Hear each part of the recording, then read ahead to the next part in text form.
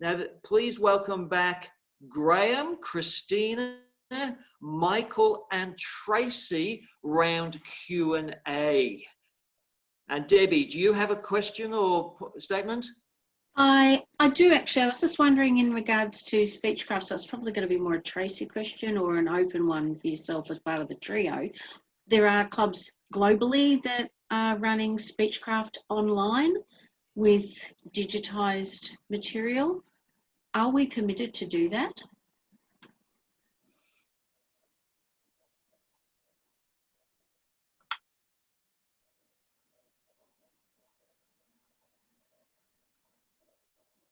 Everyone hear me? Does anyone know? Or Karl? I don't know the answer to that. I don't know the answer to that, but I do know there's been a large number of changes as to what you can do pathways. What you can do Speechcraft for these days. They've almost come down to changing how much you can charge and things like that. So there's been huge changes in what you can do with Speechcraft. Yeah, I'm sorry, Debbie, I didn't respond because I thought that was going to the Team Pathways people. That's why I kept quiet, so sorry. I don't actually know about that, so I'm not sure. I haven't heard about anything like that, but things certainly have been relaxed a little bit during this virtual time that we're going through. So I'd have to find out about that for you. Yeah, if you could, that'd be great. Thank you. Just to add, I'm just looking at the Toastmaster website. Most of the materials for Speechcraft are all still, it's not yet available digitally, meaning they're not PDF yet.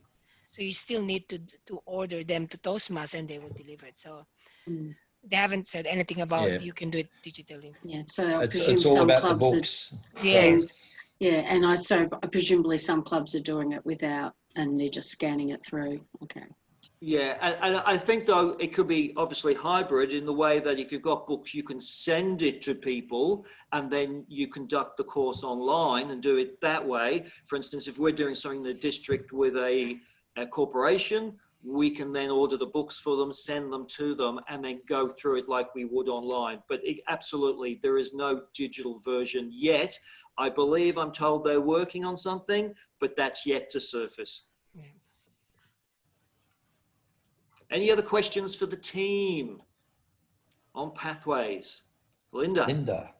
A question for Tracy. Thank you, Tracy. Wonderful presentations, everybody, today.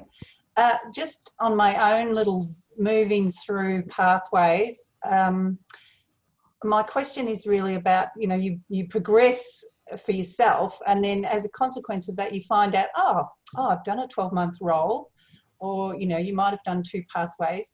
Can you join the DTM is there a limit on when you can join the DTM, or can you do it any time? So you could be right through, you've done all of these things, and then you decide to do the DTM. Is there a timeline on when you could undertake the DTM project? Is that the question?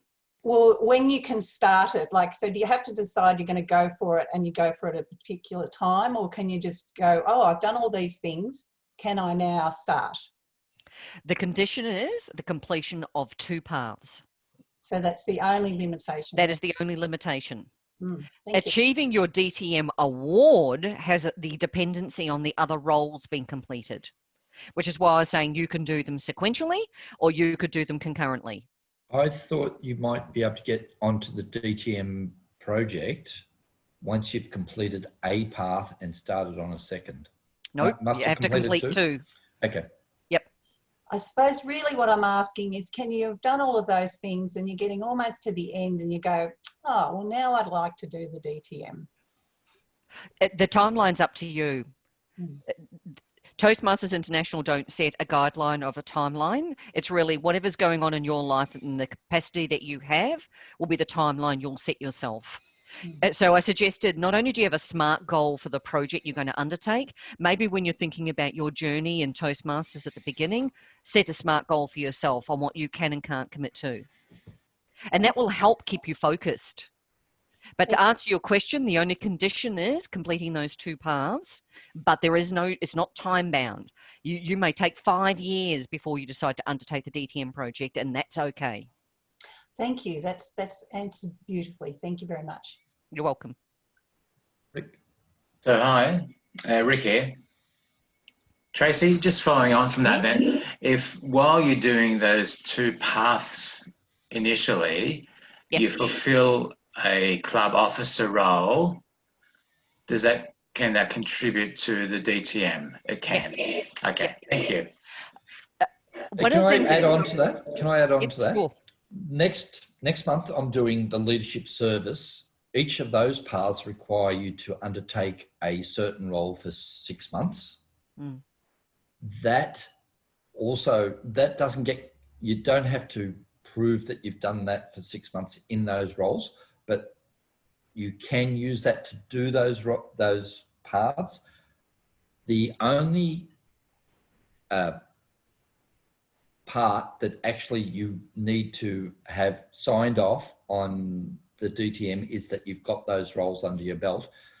Toastmasters keeps all that information forever. Mm. So yeah, you can use those roles then for your leadership service path and your DTM. But you've got to complete 2 paths before you get that. So you can use those roles for actually multiple things at the moment. That may change. Mm.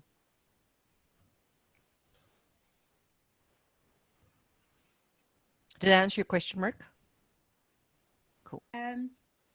How far back can you go retrospectively to fulfill those service roles? Am I right in saying that you can go as far back as you wish, as long as it hasn't been used previously for another DTM? Is that correct? That is correct.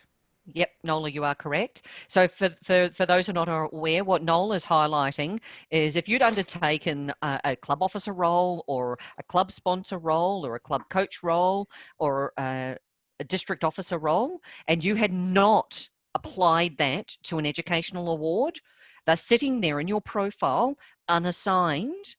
You can then use those roles for the completion of your Pathways DTM. Yep, good point, Nola. Thank you.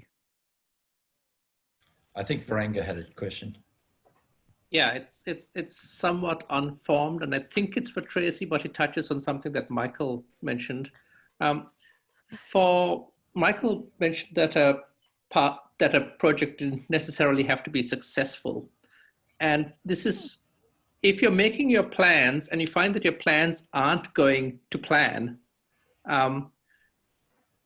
How do you decide to change your plans, or can you get to the point where you say, okay, this has failed and now I need to present that it's failed?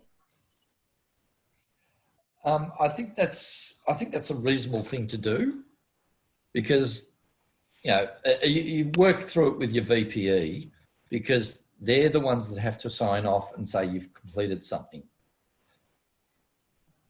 In my own case, I reassessed my entire thing, and because I'd only done the initial stuff to say this is what my overall vision is, I could then give another speech to say, well, this is what my new vision is. So I basically redid that first part of the speech. And so when I'd completed my vision, I can now deliver my second part of the speech. So because it's a 2-part speech, things change in life. We've got to be flexible. That's just taking a pragmatic view. If your VPE says, well, yes, I know you started, building a bridge between here and Tasmania, but, Bass Strait has now got a little bit wider. You can't do that anymore. They may accept that, okay, just give me the final speech on your new project and say that you've done all that work. Those sorts of things, I think it's up to your VPE. Toastmasters don't actually get to see what we've presented as our projects. They rely on the integrity and honesty of its members. So it's about the Toastmasters promise. Tracy?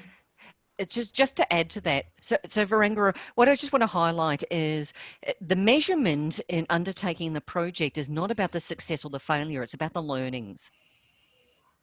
And so really the objective, the way I interpret the objective is, it's really you are leading a team, you develop a vision, you work through a plan. And we know that things don't always necessarily come to fruition, and things may happen that you had not expected. That's part of the lessons learned. And so the key takeaway is really about acknowledging that. And then when you reflect, what would you do differently? Yeah, that's quite helpful. That's how I take the meaning of undertaking the project. Yeah. Cool. Thank you very much. You're welcome. Okay, everybody, we do have the red light, so we'll need to start drawing this session to a close. I would just like to remind everybody about that next session again, Sunday the 8th of November, which will be Pathways Foundation. And Michael, once again, will be doing a deep dive on 3 paths. Leadership service this time, which is specifically dynamic leadership, strategic relationships, and team collaboration. So please come along to that one. Would you thank all the presenters today for the great work that they've done? We've had Christina Barbonio, Graeme Dunlop, Michael Clancy, and Tracy Green. Fabulous session. It's been really good. And very importantly, thank you for giving up your Saturday morning to come along and listen, because not only does this develop your knowledge, but by developing your knowledge, you are then taking back to the clubs. And within your clubs, we have members, and they are benefiting from the knowledge that you're getting here and putting into position. The true leaders in the district are not necessarily sitting on the trio level. They're the ones out there influencing people in the positive way and learning and helping for them to reach their goals. So thank you, everybody. Have a good weekend. Don't forget, there's a town hall tomorrow in the early afternoon from 12:30 with myself, the region advisor, the district director, Vicky, Namrita, club growth director will be there, and a few other people as well, where there'll be a very short presentation on some leadership topics, and then it'll be question answer. So it's a good session for you to come and connect with the leadership in the district, to be able to ask them some questions about what's going on. Particularly during these difficult times, it's really good if we can all be on the same page and understanding where we need to be going and what direction. So thank you all for turning up, and have a great weekend. Thank you, everyone. Thank you, everyone.